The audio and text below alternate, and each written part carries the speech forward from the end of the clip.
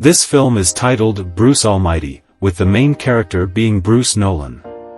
He is a field reporter working for the Eyewitness News program, a news station based in the city of Buffalo. God, why do you hate me? One day, Bruce is covering an event about breaking the record for the largest dry cracker in his city. In reporting the event, Bruce's demeanor is quite relaxed, occasionally injecting fresh jokes to lighten the atmosphere. After work, Bruce and his girlfriend, Grace, spend time filling their photo album with their favorite pictures. They also watch the recording of Bruce's coverage of the cracker event.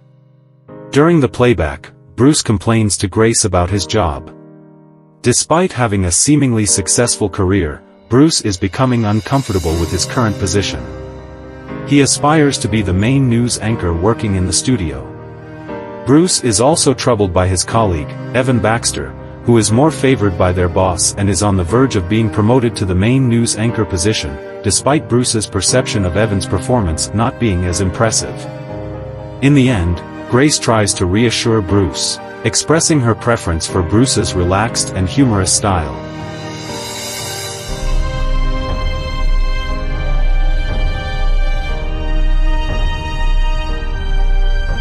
Days pass, and Bruce receives good news that he will be assigned to cover a major event near Niagara Falls. Bruce is thrilled because he sees this as an opportunity to finally get the promotion he has been dreaming of.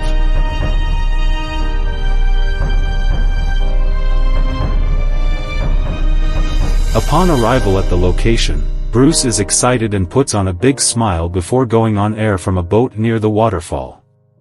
Unfortunately, a breaking news story interrupts Bruce's coverage, causing a delay. When Bruce is ready to resume, he is shocked by Evan's announcement that he has officially become the main news anchor. Bruce is further irritated by Evan using the wise words Bruce had used in his previous coverage without permission. Bruce's emotions are mixed, ranging from sadness and disappointment to anger. The new position for Evan not only distracts Bruce but also angers him.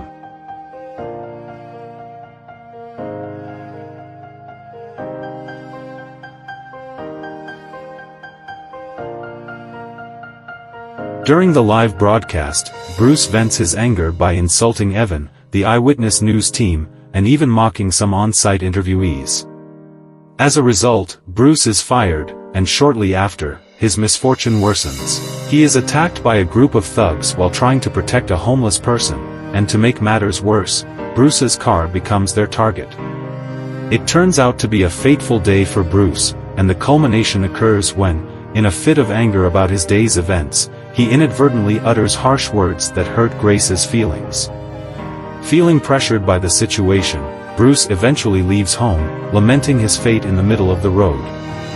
In his frustration, Bruce even starts to curse and blame God for the series of misfortunes that have befallen him. The next day, Bruce receives repeated calls from an unknown number. Initially ignoring them, Bruce eventually answers and is offered a job in a building. Without much thought, Bruce goes to the building and discovers that the only occupant is a janitor who also acts as an electrician.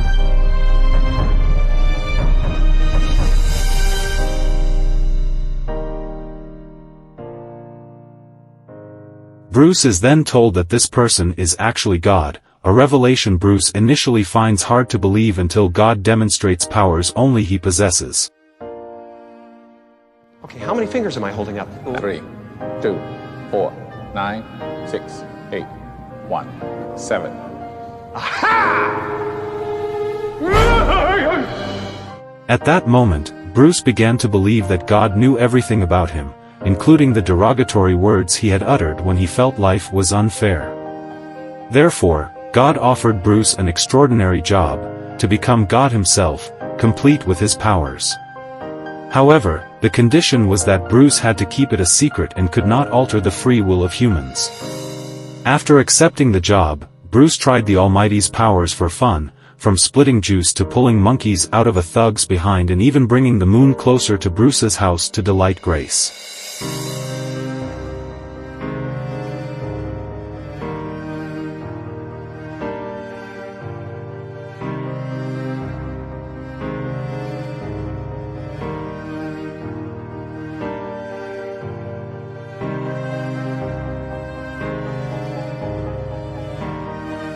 Over time, Bruce conceived the idea of using his powers to boost his journalism career.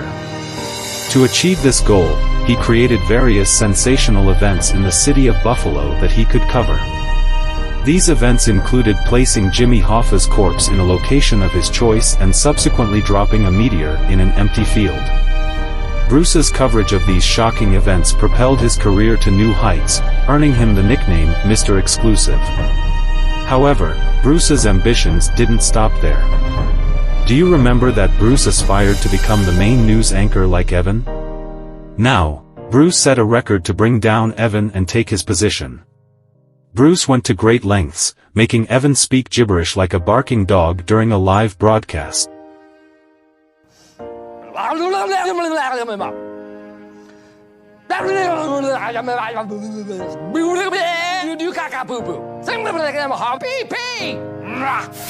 After that, Bruce invited Grace to a romantic dinner at an upscale restaurant.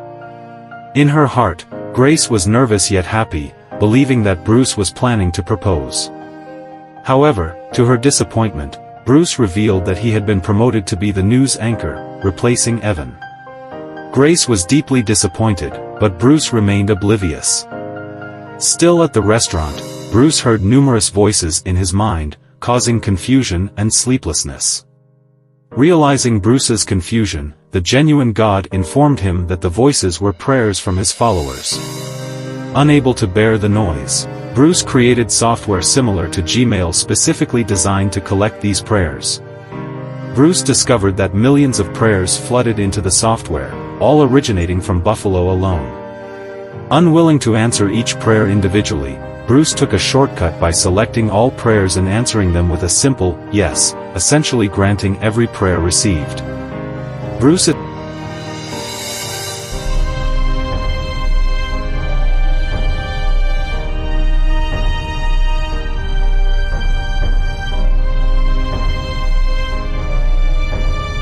attended a celebration to revel in his promotion, but unfortunately, Grace caught him being affectionate with a colleague named Susan Ortega, leading to a heated argument and their breakup the next day.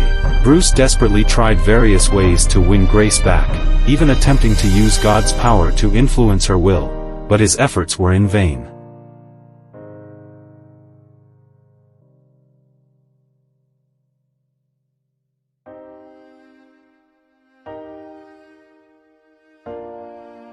As Bruce started his debut as the main news anchor, chaos ensued due to frequent power outages since the meteor's fall. Some believed the meteor was a sign of the impending apocalypse. In addition to the power outage, Buffalo faced turmoil as people protested anarchically in the streets due to dissatisfaction with reduced lottery prizes, a consequence of the high number of winners. Surprisingly, these troublemakers were the individuals whose prayers Bruce had granted to win the lottery. In summary, the turmoil in Buffalo occurred because Bruce misused his powers, leading to the misinterpretation and abuse of the prayers he had answered. Bruce finally met God, seeking a way out, but God explained that Bruce had to resolve his issues on his own.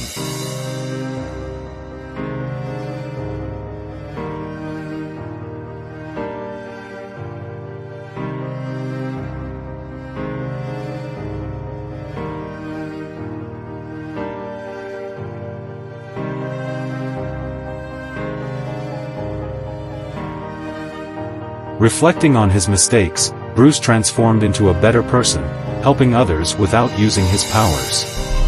He apologized to Evan, acknowledging that Evan was more deserving of being a news anchor than himself. Bruce reopened the prayer software and attempted to answer prayers responsibly.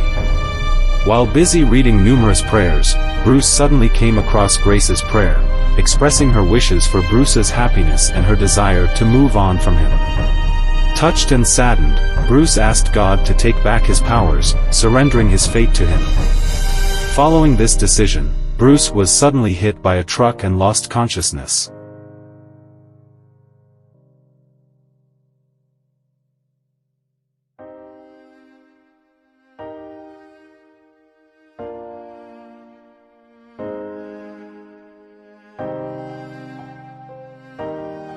During this unconscious state, Bruce woke up in the afterlife and met God. God asked Bruce about his true desire, and Bruce responded that he only wished for Grace to find a man who could make her happy. Lord, feed the hungry, and bring peace to all of mankind.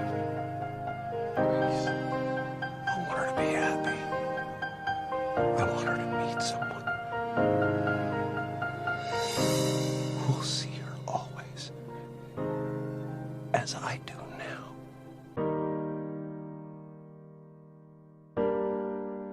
Bruce's prayer was finally answered. After waking up from the hospital, where he was being treated, Bruce discovered that he had survived thanks to a blood donation from Grace. While still touched by the generosity of a blood donor, Grace suddenly appeared, visiting him and expressing regret for leaving Bruce. The long-lost love between these two individuals rekindled, and eventually, they got engaged after a full recovery. With a sense of happiness and gratitude for God's grace, Bruce resumed his job as a field reporter. However, this time, he chose to focus on covering light-hearted news, as it was deemed more suitable for his relaxed and humorous style. The film concludes with Bruce returning to his work with renewed energy,